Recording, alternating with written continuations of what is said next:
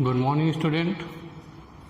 As we know that chapter number 2 unit and measurements are already end, and we are solved various questions we are asked in JEE and NEET in previous years. Okay. Today is the last lecture which is based on JEE and NEET on chapter number 2 unit and measurement.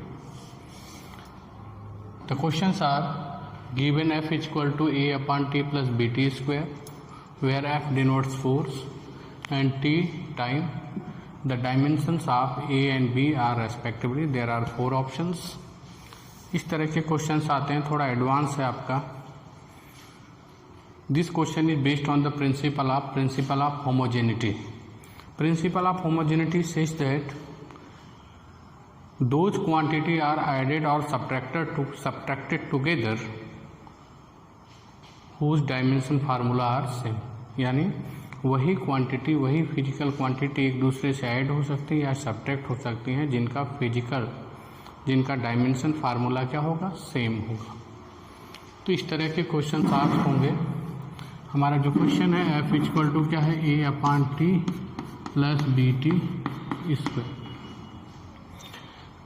तो ये है आपका, बीच में क्या है, plus है. बीच में क्या है बेटा, प्लस है. यानी ये दोनों आपस में क्या हुए हैं, ऐड हुए हैं. तो इसका मतलब ये होगा बेटा, इसका डायमेंशन फार्मूला और इसका जो डायमेंशन फार्मूला होगा वो क्या होगा आपका, सेम होगा. दोनों का डायमेंशन फार्मूला क्या होगा, सेम होगा. हमको ए और बी की वैल्यू निकालनी है. और दूसरी बात, जो राइट हैंड साइड में जो ऐड होके आएगा, जो राइट हैंड साइड में ऐड होके जो रिजल्टेंट आएगा, उसका डायमेंशन फार्मूला किसके बराबर होना चाहिए, एफ के बराबर होना चाहिए. क्यों? क्योंकि दो लेंथ को मेजर करोगे, दो ऐसी फिजिकल क्वांटिटी हैं जिनका dimension formula suppose for example length है, तो दो लेंथ को मेजर करोगे, ऐड करोगे या सब्ट्रैक्ट करोगे, तो रिजल्टेंट किस में आएगा, लेंथ में ही आएगा उसका यूनिट. यानी इसका डायमेंशन फार्मूला सेम तो होगा, यानी वो अलग अलग किसके बराबर होगा, फोर्स के डायमेंशन फार्मूला के क्या होगा, बराबर होगा. Is that clear? यानी कि हम लिख सकते हैं dimension formula of A upon T is equal to B T square. This is equation number 1. क्योंकि दोनों ऐड हुए हैं, मैंने बताया था प्रिंसिपल ऑफ होमोजेनिटी में वही फिजिकल क्वांटिटी एक दूसरे से ऐड होती हैं या सब्ट्रैक्ट होती हैं जिनके डायमेंशन फार्मूला क्या होते हैं, सेम होते हैं. हो गया. और ये दोनों अलग अलग भी इसके क्या होंगे, बराबर हो. क्यों? अगर पोटैटो और प्लस पोटैटो करोगे तो रिजल्ट भी क्या आएगा, पोटैटो ही आएगा. हो सकता है थोड़ा ज़्यादा है, 1 kg प्लस 1 kg कितना आएगा पोटैटो ही कितना हो जाएगा, 2 kg टोमेटो तो हो नहीं जाएगा. यानी ये दो फिजिकल क्वांटिटी जो सेम है उनको ऐड करोगे तो ये किसके बराबर आएगा, फोर्स के बराबर ही आएगा. ऐड होने के बाद लेफ्ट हैंड साइड का डायमेंशन राइट हैंड साइड के डायमेंशन के क्या होता है, बराबर होता है. तो चलते हैं आगे. और दूसरा क्या होगा, dimension formula of A upon T square equal to क्या होगा, एफ. ये इसके बराबर होगा. This is equation number 2. Same dimension formula of B T square equal to क्या हो जाएगा, एफ के बराबर. This is equation number 3. तो सेकेंड और थर्ड को सॉल्व कर दोगे, ए और बी की वैल्यू आ जाएगी. अगर चाहोगे तो कर देते हैं. ए क्या है, कांस्टेंट है. A upon T square equal to क्या होगा, एम एल टी माइनस 2 होगा बेटा, फोर्स के बराबर. और A upon T square M L T minus 2, ये इधर मल्टीप्लाई हो जाएगा, डिवाइड होते ए इक्वल टू क्या हो जाएगा बेटा, एम एल. क्लियर और not?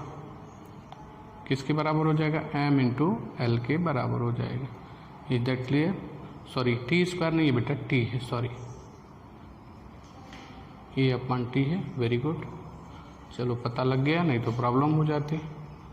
A upon T equal to MLT minus 2, t minus 2 था, इंटू टी करोगे तो क्या हो जाएगा MLT माइनस 1। तो ये MLT माइनस 1 कौन सा ऑप्शन मैच हो रहा है? पहला ही है। देखो ये का टाइम है, यहाँ पे MLT माइनस 1 है, यहाँ पे LT माइनस 1 है, यहाँ पे t है, यहाँ पे LT माइनस 2 है। तो दूसरा चेक करने की भी ज़रूरत नहीं, पहला ही ऑप्शन सही है, लेकिन चेक करके दूसरे का भी निकाल देते हैं। दूसरा क्या होगा बेटा? BT square equal to F, या ऐसे भी कर सकते हो, यहाँ से भी कंपेयर कर सकते हो, तुम्हारी जो मर्जी वो करो, कोई दिक्कत वाली बात नहीं है। तो हम इसी को कंपेयर कर देते हैं बेटा। यहाँ से क्या हो जाएगा, इसमें बॉक्स में देख लेते हैं, जगह थोड़ी कम है, कोई दिक्कत नहीं है, आप लोग समझदार हो। BT square equal to F, यानी BT square dimension formula of T equal to F MLT minus 2, इधर डिवाइड कर दो, MLT minus 2 upon T square, ऊपर जाएगा बेटा क्या हो जाएगा MLT माइनस 4। कौन सा ऑप्शन सही? ये ऑप्शन इज करेक्ट। इस तरह से जो क्वेश्चंस आते हैं प्रिंसिपल ऑफ होमोजेनिटी पे, इस तरह से साथ साथ आप प्रिंसिपल भी सीखते चलोगे, जो कि आपके NCERT के सिलेबस में 12th में नहीं है, लेकिन ये नई नई चीज़ सीखने को मिलेगी। इस पे JEE नीट के क्वेश्चंस आते हैं। अब चलते हैं नेक्स्ट क्वेश्चन की तरफ। Next question is given. Next question, it is given the position x of a particle at time t is given by x equal to v naught upon a bracket में 1 minus e to the power minus at, where v naught is constant and a is greater than 0. The dimension of v naught and a are, there are 4 options. It is given on the board. इस तरह का question, इसमें एक और नया concept आपको सीखने को मिलेगा, वो लिमिटेशंस ऑफ डायमेंशन एनालिसिस है। तो उसको मैं पहले कॉन्सेप्ट को बता देता हूँ। ट्रिग्नोमेट्री फंक्शन,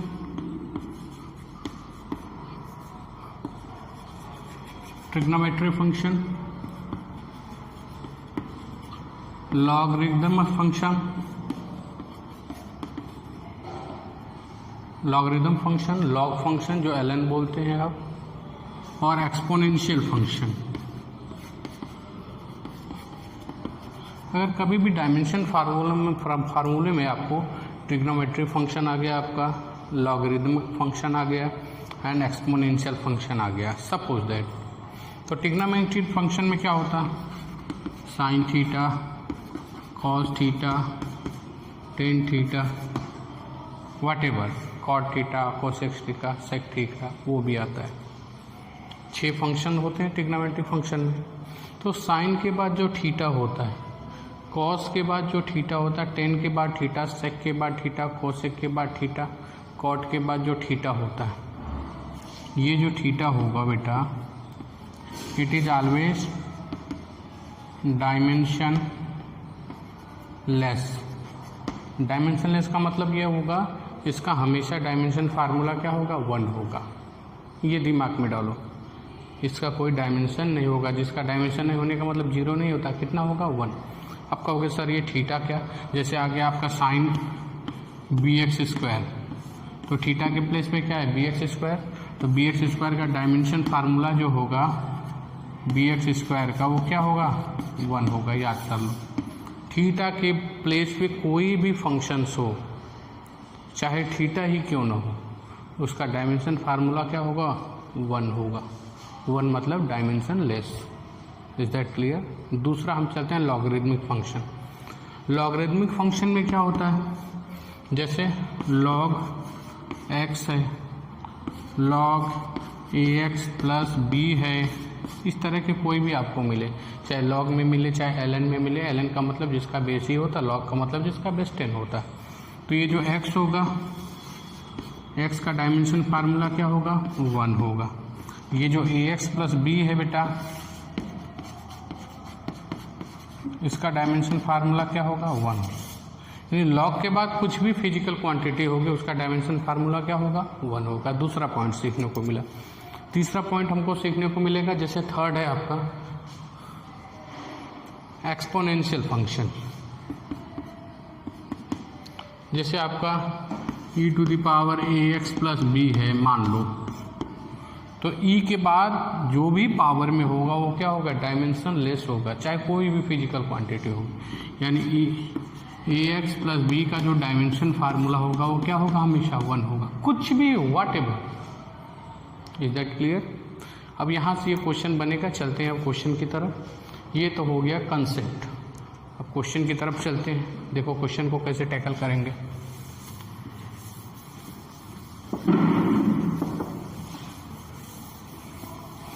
जो चीज़ें बताए उसको हमेशा माइंड में रखोगे, सारी चीज़ों की ज़रूरत पड़ेगी, क्योंकि JEE और नीट में जो भी क्वेश्चंस आते हैं उसमें सारे कॉन्सेप्ट टेस्ट किए जाते हैं।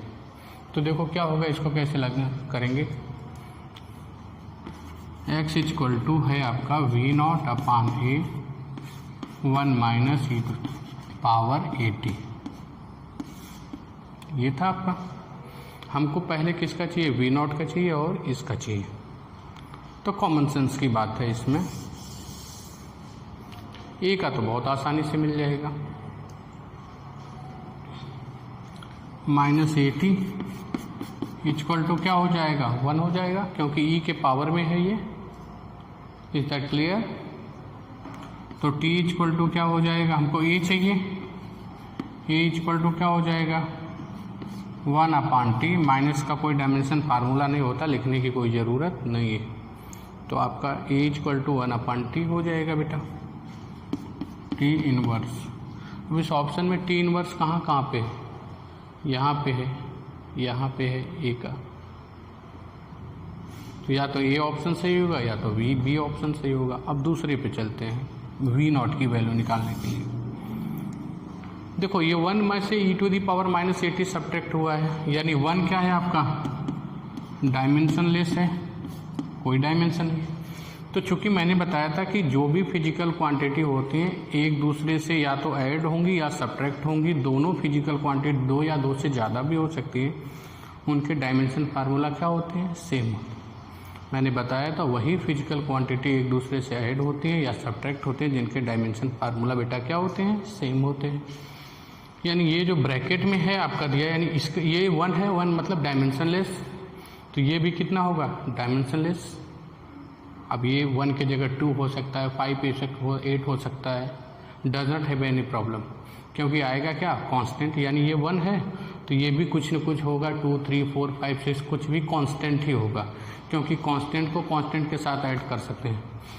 यानी इसका जो 1 का डायमेंशन फार्मूला क्या है, डायमेंशन लेस है, तो ये भी क्या होगा, डायमेंशन लेस होगा। यानी जो ये अब बचा क्या हमारा, x इक्वल टू V0 अपान ए, ये डायमेंशन लेस है, डायमेंशन लेस। इन दोनों का रिजल्टेंट भी क्या आएगा, डायमेंशन लेस, क्योंकि सेम फिजिकल क्वांटिटी एक दूसरे से ऐड होती है या सब्ट्रैक्ट होती। तो सिंपल से जब ये डायमेंशन लेस है तो इसका कोई मतलब, डायमेंशन लेस का मतलब 1। तो x इक्वल टू क्या हो जाएगा, x into A equal to क्या हो जाएगा आपका V0, तो पोजीशन x। अब ये x क्या है बेटा, पोजीशन है, तो रख दो। V0 equal to x, position का मतलब क्या होगा, लेंथ। a की वैल्यू हम निकाल चुके हैं, a की वैल्यू क्या हो गई, t माइनस 1। तो V0 इक्वल टू क्या हो जाएगा आपका, capital V0 equal to LT minus 1। Which option is correct, M0 LT minus 1 and T minus 1. This option is correct. Is that clear? Now we are moving towards next example, which are based on JEE and NEET. Okay, next question is given. Given a physical quantity is given x is equal to epsilon naught L V upon T, where V is potential, L is length and T is time. The dimension formula of x are same as that of, ये हमको दिया है, कह रहा है x का जो dimension formula आप निकालोगे इसके बराबर आना चाहिए। इसमें से 4 ऑप्शन गिवन है। First one is R means resistance, B is voltage, C charge and D is current. यानी x का डायमेंशन फार्मूला कंबाइंड फॉर्म में आप निकालोगे तो इसमें से कौन सी फिजिकल क्वांटिटी आएगी, तो सिंपल सी बात है, ऐसा क्वेश्चन जब भी आएगा सबके डायमेंशन फार्मूला रख के यहाँ पे चेक करेंगे और डायमेंशन फार्मूला इसके जिसके इक्विवेलेंट आएगा वो ऑप्शन क्या होगा, करेक्ट होगा। Okay, now we are going to solve this problem. x equal to epsilon naught L V upon T है। ओके, एप्सिलॉन नॉट सबको अलग अलग पहले इधर सॉल्व कर लेते हैं फिर रखेंगे। हम जानते हैं f equal to 1/4 epsilon naught Q1 Q2 upon R square होता है। तो यहाँ से एप्सिलॉन नॉट इक्वल टू क्या हो जाएगा आपका,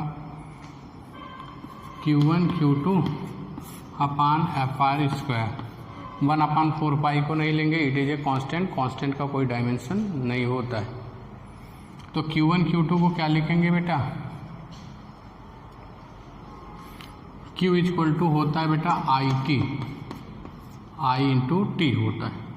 तो आई टी क्या हो जाएगा, आई स्क्वायर टी स्क्वायर हो जाएगा, यानी हम सिंपल आई का ए स्क्वायर और क्या हो जाएगा बेटा टी स्क्वायर। आई का मतलब एम्पियर, टी का मतलब टाइम। एफ क्या हो जाता है, एम एल टी -2 होता है फोर्स का, ये क्या हो जाएगा एल स्क्वायर। तो सिंपल सी बात है, एम अकेला है ऊपर चला जाएगा, एल क्यूब है तो ऊपर जाएगा, और ये एम का काम हो गया, एल का काम हो गया। अब ये ए स्क्वायर तो ऐसे ही बचेगा, ये टी -2 ऊपर जाएगा, उसके साथ मिलके कितना हो जाएगा, टी पावर 4 हो जाएगा। एल तो लेंथ होता है, पोटेंशियल का निकाल लेते हैं। पोटेंशियल V इक्वल टू होता है W/Q होता है, याद कर लो। W क्या हो जाएगा, M L square T -2 work done, force into displacement. Q क्या होता है, AT होता है बेटा, तो ऊपर चले जाएगा आपका M L square T -3 A -1 हो गया आपका वोल्टेज का। और तो सारी चीज़ें हमको पता ही, सीधे सीधे वैल्यू रखते हैं, जो देगा वो हम यहाँ से फाइंड आउट करेंगे। x equal to epsilon naught के प्लेस पे लिखोगे m -1 l -3 A स्क्वायर t टू द पावर 4, ये देख लो, इज दैट क्लियर। और यहाँ पे v के फिर उसके बाद l है, l का मतलब लेंथ होता है, फिर v है, v की जगह पे क्या पुट कर दोगे बेटा, M L square T -3 A -1, थोड़ा छोटा है समझ लो, इसलिए साथ साथ बोल भी रहा हूँ मैं। अपान क्या हो जाएगा, टाइम क्या हो जाएगा आपका, t हो जाएगा बेटा। सबको कैंसिल करो, देखो ये इसके साथ कैंसिल हो जाएगा, ये m -1 था, ये m था, दोनों कैंसिल हो गए। अब देखो ये l इंटू एल स्क्वायर क्या हो जाएगा, एल क्यूब, और ये l -3 है, ये दोनों कैंसिल हो जाएंगे। अब देखो बेटा ये t टू द पावर 4 है, ये t टू द पावर -3 है, और a स्क्वायर है, a -1, तो ऊपर क्या बचेगा, सिंपल सी बात है आपका a बचेगा, और क्या बचेगा बेटा t बचेगा। देखो ये पावर 2 है, a पावर -1, तो a बचेगा आपका। t टू दी पावर क्या है 4, t टू दी पावर -3, तो t बचेगा आपका 4 - 3 इक्वल टू 1 होता है, t कैंसर। x equal to a means ampere, कौन है, d option is correct. That means is the dimension formula of I means current, current means ampere. Is that clear. इस तरह से क्वेश्चंस आते हैं, यानी डायमेंशन फार्मूला आप पढ़े हो तो वो एनफ नहीं है, डायमेंशन फार्मूला के एप्लीकेशन पे क्वेश्चंस आएंगे, इस तरह से आपको टेस्ट किया जाएगा। तो चीज़ें वही हैं, कंसेप्ट सीखो, उसको जितनी बार अप्लाई करोगे, जितने मैक्सिमम नंबर आप क्वेश्चंस, आप कोई भी हैंड बुक ले लो या प्रीवियस ईयर के बहुत सारे क्वेश्चन जो कॉम्पिटिटिव एग्जाम है वो बुक ले लो, सॉल्व करो। यानी जितनी नंबर आप क्वेश्चंस आप करोगे ज़्यादा से ज़्यादा, उससे आपका कॉन्सेप्ट क्या होगा, बिल्ड करेगा और चीज़ें आसान हो जाएंगे। ओके, तो आप मेहनत करोगे, दिल से मेहनत तो करो, चीज़ें बदल जाएंगी। Is that clear. Now we are moving towards next question.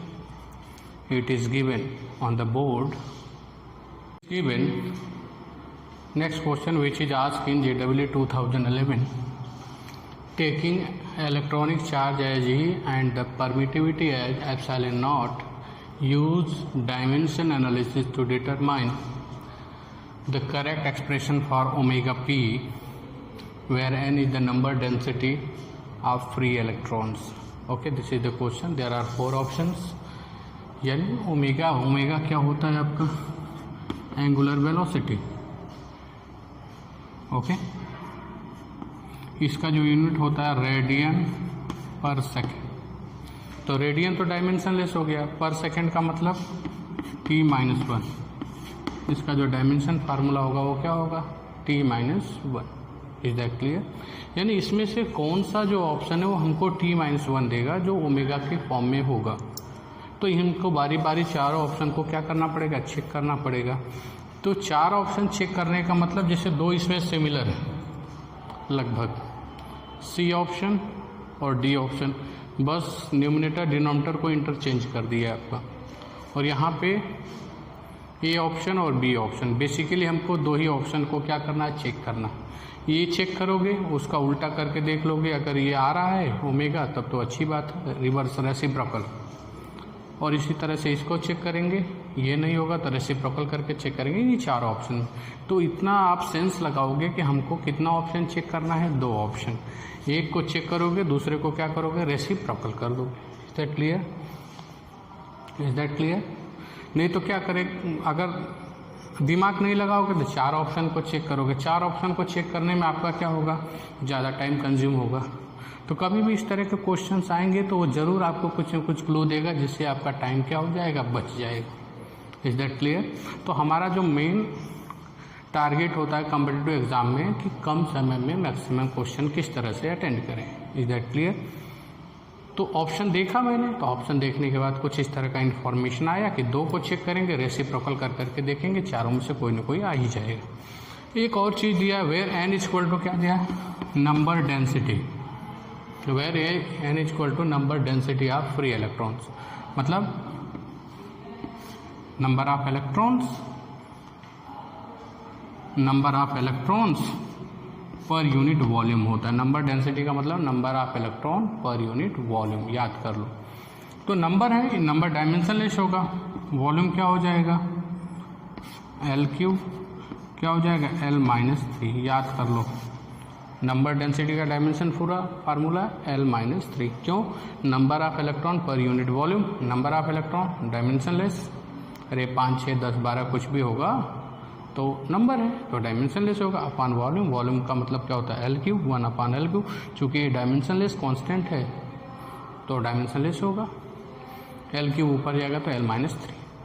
चलो एक एक करके चेक करते हैं. फर्स्ट ऑप्शन चेक करते हैं बेटा. फर्स्ट ऑप्शन चेक करेंगे. ये इसकी तलाश है हमको, जो दे देगा वही ऑप्शन क्या होगा? करेक्ट होगा. N L-3. E का मतलब चार्ज ऑन इलेक्ट्रॉन. चार्ज का मतलब क्या होता?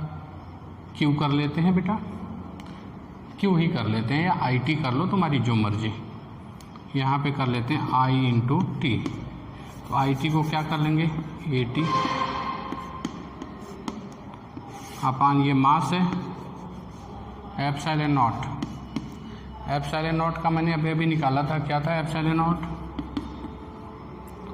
आपका था Q1 Q2 अपान FR². जब आप करोगे तो ε0 की वैल्यू हो जाएगी E²T² mLT-2 L². तो ε0 हो जाएगा m-1 L-3 A²T⁴. याद कर लेना, ये बहुत यूजफुल है, सब में काम आएगा. ये वैल्यू है आपकी ε0 की.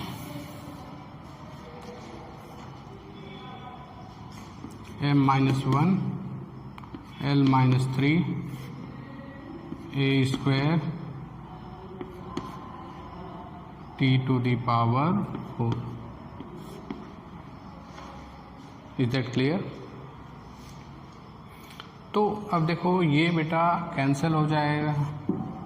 इधर m है, इधर m-1. L³ -3 L-3 इधर भी कैंसिल हो जाएगा. अब देखो बेटा, एक A से A कैंसिल हो जाएगा. कैंसिल हो जाएगा, तो बचेगा क्या? 1/e, इधर एक पावर बचेगी आपकी, और t⁴ था तो क्या हो जाएगा? t³। यानी अगर हमको एक्चुअल में क्या चाहिए, अगर ऐसा पूछा था तो t बाहर निकलता, t इनवर्स आ जाता, तो हमारा ऑप्शन करेक्ट हो जाता। इसलिए ये वाला ऑप्शन क्या होगा? करेक्ट नहीं। तो जब ये नहीं करेक्ट होगा तो इसका रेसिप्रोकल करोगे तो ये भी करेक्ट नहीं होगा, तो हम किस ऑप्शन की तरफ चलेंगे? सी ऑप्शन की तरफ। Is that clear? समझ में आ रहा है क्यों करेक्ट नहीं है? क्योंकि हमको ये वैल्यू आनी चाहिए थी t इनवर्स। अगर ये नहीं होता, 1/t² होता तो हमारा काम हो जाता, लेकिन ये 1, तो इसका इस करोगे तब भी t क्यों अंडर आएगा? हमको चाहिए क्या? t इनवर्स चाहिए, तो पहला ऑप्शन करेक्ट नहीं होगा। तो पहला नहीं करेक्ट होगा तो बी भी नहीं करेक्ट होगा। हम सी ऑप्शन की तरफ चलते हैं। अब हम चेक करेंगे बेटा सी ऑप्शन को। सी ऑप्शन को अगर चेक करेंगे, N(L-3) E², E मतलब charge an electron, E² T² हो जाएगा। अभी बताया था Q = IT होता, A × T, और E का स्क्वायर है तो A² T² हो जाएगा। मास M हो जाएगा, और ε0 की वैल्यू हो जाएगी m-1 बेटा, L-3 A² T⁴। ये कैंसिल पहले की तरह, ये भी कैंसिल बेटा, A² के साथ कैंसिल, T² तो बचेगा क्या हमारा? 2 पावर तो कैंसिल हो जाएगी, 1/t², बाहर निकालोगे क्या हो जाएगा? 1/t, यानी देगा क्या? t inverse. Which option is correct? देखो t इनवर्स ही चाहिए तो सी ऑप्शन इज करेक्ट। फिर डी को चेक करने की जरूरत है क्योंकि इसका रेसिप्रोकल है, t इनवर्स नहीं, ये आएगा आपका t। Is that clear? तो इस तरह से सॉल्व करते हैं। This is asked in JEE 2011। Okay, तो आज 4-5 क्वेश्चंस मैंने, ये JEE की कम से कम 4-5 क्लासेस हो गई जिसमें हम डेली 5-5, 6-6 क्वेश्चन, 4 या 5 क्वेश्चंस कराते हैं, डिपेंड अपॉन टाइम, क्योंकि ज़्यादा लंबा वीडियो नहीं बना सकते।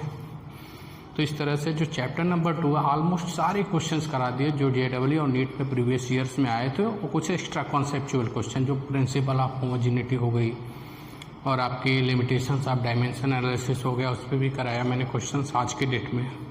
इस तरह से हमारा प्रोसेस कंप्लीट होता है। और दूसरी बात, जो बताया है उसको बार बार पढ़ो, उस कॉन्सेप्ट को ग्रेप करो, उस पर बेस्ड कोई भी बुक आप हैंड बुक ले लो, उस पर जितने भी सारे क्वेश्चंस उसको करने की कोशिश करो। तो नंबर ऑफ क्वेश्चन जितना आपसे बनेंगे उतना आपके अंदर क्या आएगा? कॉन्फिडेंट आएगा। ये एक्चुअल वे है पढ़ने का। चैप्टर आप पढ़ो, फिर उसमें जितने भी हायर लेवल के questions, higher order thinking skills के, उसको सॉल्व करो जो प्रीवियस ईयर्स में आए। Is that clear? और नेक्स्ट में हम जब JEE का वीडियो बनाएंगे तो उसमें हम चलेंगे चैप्टर नंबर 3 के पास, जिसका नाम है काइनेमेटिक्स। तो जिसमें पहला पार्ट है मोशन इन 1 डायमेंशन पे चलेंगे, फिर दूसरे चैप्टर में चलेंगे motion in a plane. Is that clear? Okay, thank you.